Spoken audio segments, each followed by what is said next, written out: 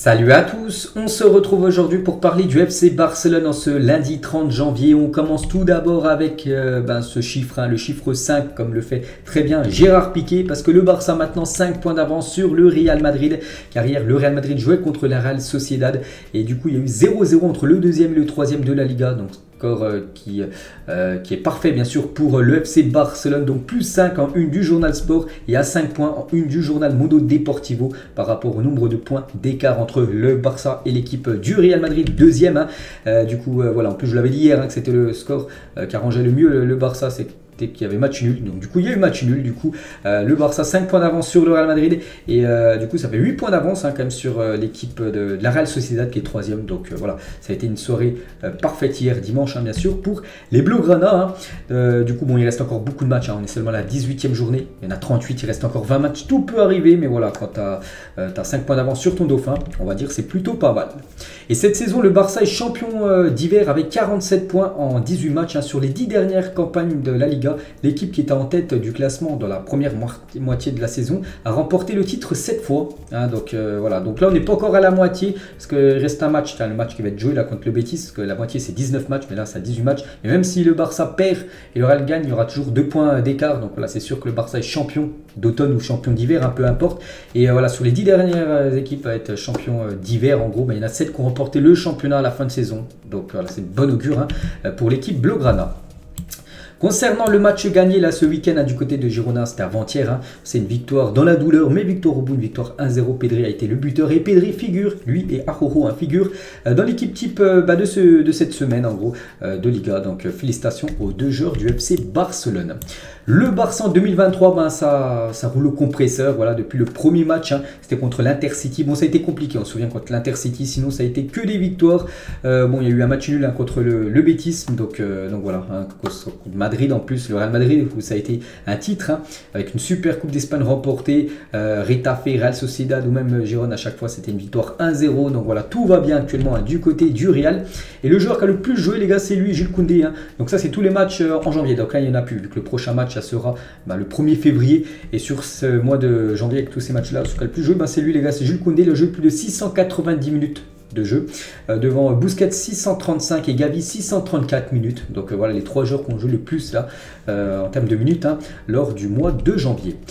Prochain match c'est mercredi, et un mercredi c'est après-demain, c'est vrai que là c'est des matchs tous les 3 jours, et si le Barça battait l'équipe du Betis après-demain, l'équipe aurait gagné 50 points en première partie de saison. Xavi vise à battre le record de 100 points de Tito Vilanova lors de la saison 2012-2013, donc voilà, c'est vrai que s'il y a victoire, là ça fera 50 points, bien sûr, bon, il faut le gagner le match contre le Betis, mais ça ferait 50 points, 19 matchs, ça ferait la moitié de la saison. Et voilà, donc en gros il reste encore le même nombre de matchs, et si tu prends le même nombre de points, tu pourrais monter à 100 points, c'est énorme de faire une saison à 100 points, donc c'est ce que vise tout simplement Xavi pour le reste de la saison.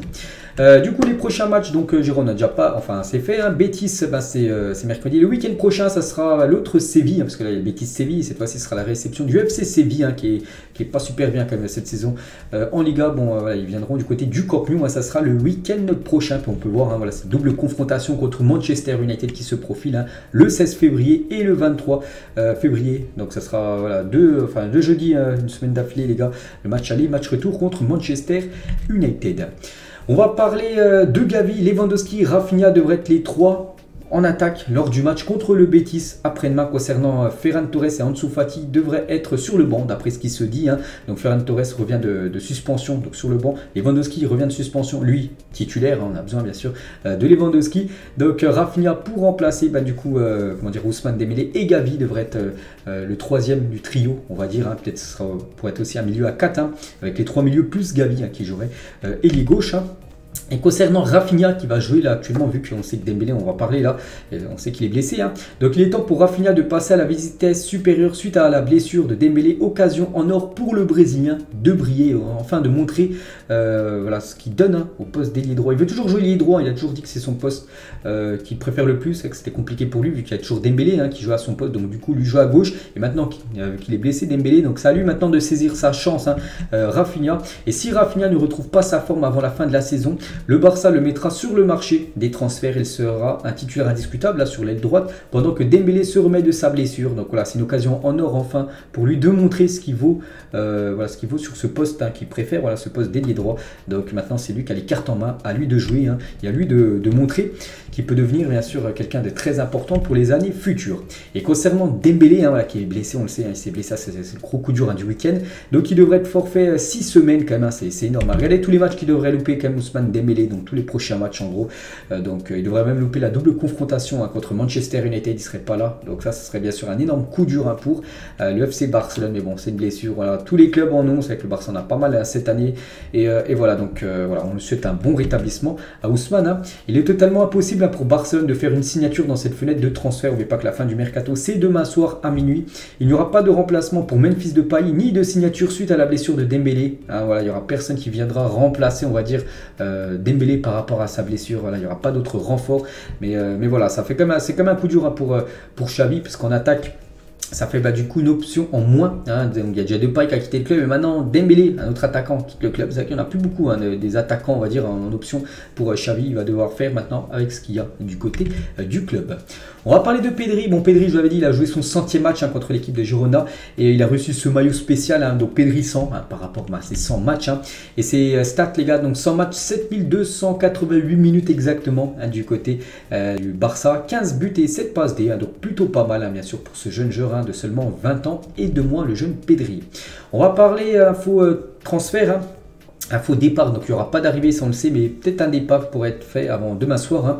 Le Sporting avance dans les négociations pour signer. Hector Bellerin devrait partir en prêt hein, pour les 6 prochains mois du côté du Sporting. Hector Bellerin, hein, parce que du côté du Sporting devrait perdre Pedro Porro, hein, qui pourrait peut-être aller du côté de Tottenham. Du coup, il faudrait trouver un remplaçant, un défenseur droit, et du coup, ça pourrait être Hector Bellerin hein, qui pourrait aller du côté de la Liga NOS.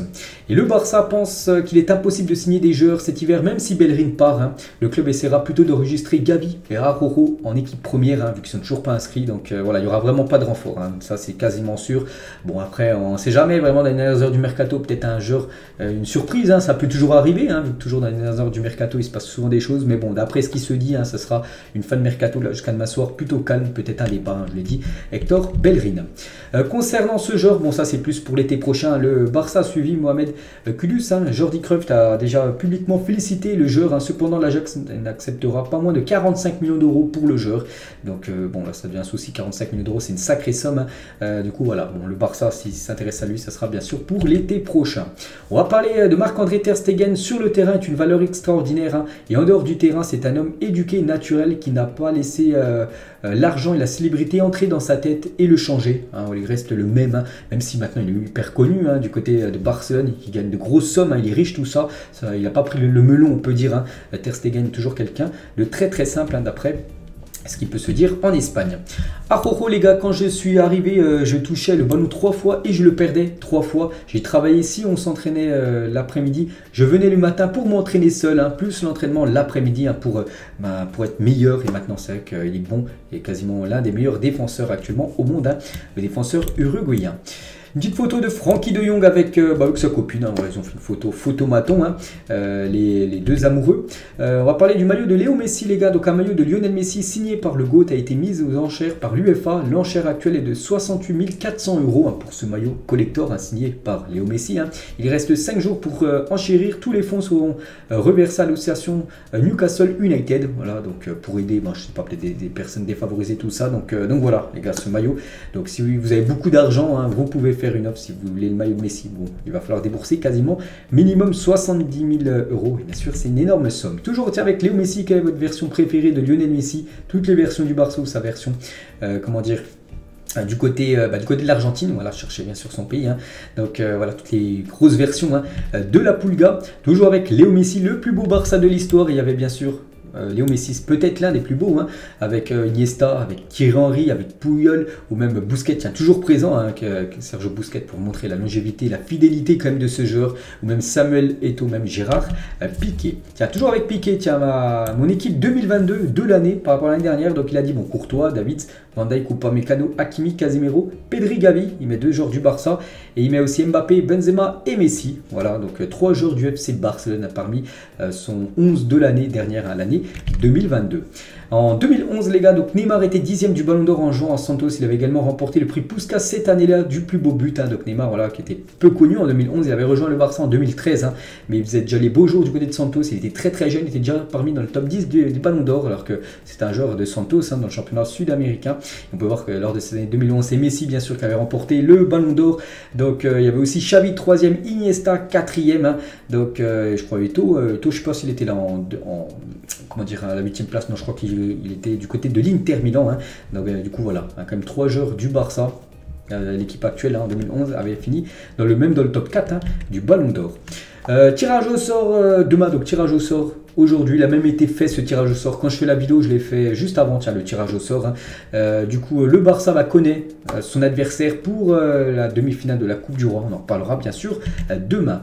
Le joueur de Bilbao, les gars, Inaki Williams, manquera le match de championnat pour la première fois depuis avril 2016. Il a disputé 251 matchs consécutifs. C'est vrai que Inaki Williams, il n'a rien à voir avec le Barça, vu qu'il ne joue pas au Barça, mais j'ai voulu parler voilà, de cette info parce que c'est incroyable. Il avait enchaîné 251 matchs d'affilée en Liga. Il a souvent affronté bien sûr le Barça et hier il était forfait pour son match contre le Celta et du coup voilà, cette série monstrueuse est finie pour lui, c'est quand même incroyable, 251 matchs d'affilée en championnat sans blessure pour lui, donc bon rétablissement bien sûr à Inaki Williams. Et on finit les gars cet épisode aujourd'hui avec cette joueuse Ochoala, lors de ses 4 derniers matchs avec le Barça féminin, c'est 7 buts et une passe décisive pour la femme forte actuellement on peut dire du côté du club féminin, où le Barça féminin bien sûr survole totalement son championnat. Donc voilà les gars ce qu'il y avait à dire aujourd'hui concernant le FC Barcelone. J'espère que ça vous a plu. On se retrouve demain pour parler de tout ce qui s'est passé. Bien sûr, en plus demain sera le dernier jour du mercato. Comme je dis, on ne sait jamais ce qui peut se passer. On parlera aussi de l'adversaire en demi-finale de la Coupe du Roi. Et moi je vous laisse, bon lundi à vous et à demain.